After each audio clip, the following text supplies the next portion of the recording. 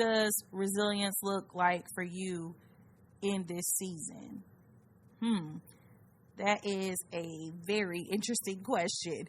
I'm going to be very, very transparent with you. In this season, what resilience looks like to me is facing all the parts of me that I may be insecure about and really looking at it head on and making a decision to continue on with what I know that God has given me. So I know you're wondering, like, well, what does she mean by that? What I mean by that is that, so you all have been on this journey with me of starting this podcast.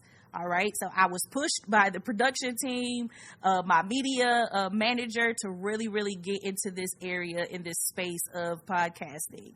As a little girl, my parents put me through this journey of auditioning for commercials, and that kind of was it was a little traumatic for me. And so getting back in front of cameras and just worrying about perfection and doing everything that everyone wanted me to do was one thing. But then the other part of that was, how am I going to come across on camera? One of the things is I've always told people is that I absolutely hated to hear my voice. I've recently, within the last year or two, started to hear the power and the strength in my voice, and have begun to really embrace what God has put inside of me. But resilience for me in this season is being able to say, I have to look at maybe some areas I did not look. I loved everything that production did. I loved everything that the media manager, Tay, Denise, everybody. I love everything that they did, but I was not happy with maybe the way that I looked coming across on camera.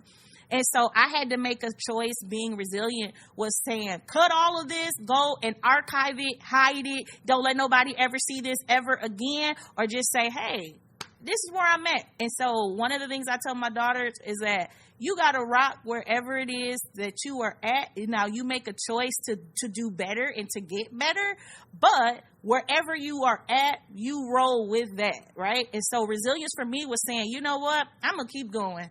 You know why? Because there's someone else out there that needs to be encouraged. And this is about facing your fears.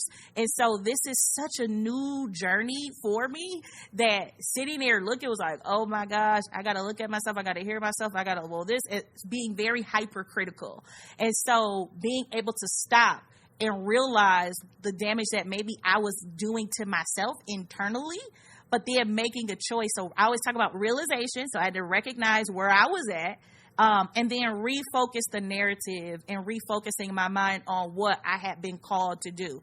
That it was more about me saying, okay, yep, you're going to have to get out there, and there's some adjustments that you have to make. That's between me and God, but this is not about angles. This is not about outfits and color changes and what in hair. This is about your voice being heard. And so resilience for me in this season is saying, this is not about you, LaToya, but this is about what you've been called and equipped and designed to do by God. And are you going to make the choice to sit here and look at you, or are you going to make the choice to say, I'm just going to give God my yes, and I'm going to do what he's called me to do and get out there? And so in this season, that's what resilience is for me. It's saying, being able to come and say, you know what, I got to confront all those areas and insecurities about myself that has been holding me back for years.